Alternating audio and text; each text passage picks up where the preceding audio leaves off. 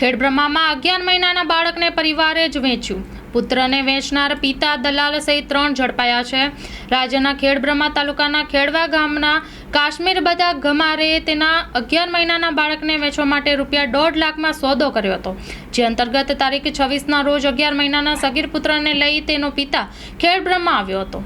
જ્યાં શ્યામનગર 4 રસ્તા ખાતે મામેર ગામના દલાલ જયંતિભાઈ લુકાભાઈ ગામર મારફતે સિદ્ધપુરના ચાટાવાડા ગામના દલપકપુડાભાઈ રાવળને બાળકનું વેચાણ કર્યું હતું. જ્યારે અન્ય સ્થાનિક ઉપરાંત રાજસ્થાનના ઈસમોએ બાળકને વેચવાના સોદામાં મદદગારી કરી બાળકને વેચવા માટે એકત્ર થયા હતા.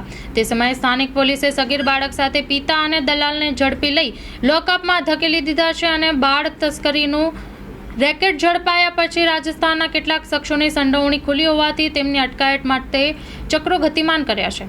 કન્યા વિક્રયના ધંધાથી અગાઉ પકડાયેલા ખેડબ્રહ્મા તાલુકામાંથી બાળ તસ્કરીનું રેકેટ ઝડપાતા સનસનાટી મચી છે.